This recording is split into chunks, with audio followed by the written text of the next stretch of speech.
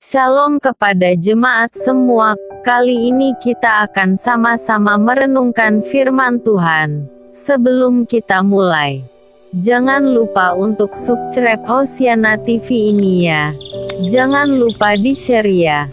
Mari kita mulai dengan judul Waktunya Membuka Topeng. Yohanes pukul 19:38-42. Hari Sabat makin dekat. Jenazah Yesus masih tergantung di kayu salib. Siapa yang berani menurunkannya? Sanak famili tidak berdaya. Semua murid lari bersembunyi. Tiba-tiba dua murid Yesus, yang bukan termasuk ke-12 murid, mengambil alih. Yusuf dari Arimatea menurunkan jenazah Yesus untuk dimakamkan. Ia telah mendapat izin dari Pilatus. Mengetahui hal itu, Nikodemus segera menyediakan 50 kati rempah wangi untuk mengharumkan jenazah Yesus. Mereka kemudian memakamkan Yesus secara layak. Pada waktu itu, identitas dapat mengundang bahaya. Karena itu, demi alasan keselamatan, beberapa orang harus menyembunyikan identitasnya dan memakai topeng.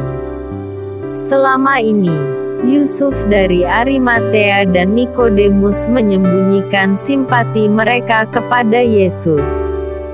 Mereka percaya kepadanya dan setuju dengan ajaran-ajarannya.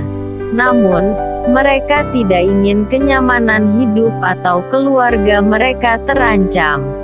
Mendukung Yesus berarti mendukung penista agama. Ketika Yesus disalibkan, mereka akhirnya menanggalkan topeng mereka. Di hadapan umum, Yusuf dan Nikodemus menunjukkan simpati dan penghormatan kepada jenazah Yesus. Mereka memakamkan dia sebagai raja. Bandingkan 2 Tawarikh 16 ayat 14. Hal ini tentu saja memicu permusuhan dari sesama masyarakat Yahudi. Bagaimana mungkin mereka yang termasuk sebagai pemimpin agama Yahudi dapat menghormati jenazah penista agama mereka? Alkitab tidak mengisahkan kelanjutan hidup Yusuf dan Nikodemus. Pastinya, hidup mereka tidak akan sama lagi. Bagaimana dengan kita? Mungkin selama ini kita masih menyembunyikan identitas kekristenan dari masyarakat sekitar. Mungkin kita takut dengan situasi setempat. Yesus berkata, "Setiap orang yang mengakui Aku di depan manusia, Aku juga akan mengakuinya di depan Bapa-Ku yang di sorga." Lihat Matius 10 ayat 32. Berdoalah agar waktunya tiba ketika kita membuka topeng dan mendeklarasikan diri sebagai murid Kristus. Baca gali Alkitab 5, Yohanes 20 ayat 1-10. Untuk dapat dipercayai, sebuah berita harus memberikan dan memenuhi beberapa aspek penting. Dua di antaranya adalah kejelasan dan detail. Berita yang jelas memuat detail-detail tentang waktu dan tempat terjadinya peristiwa.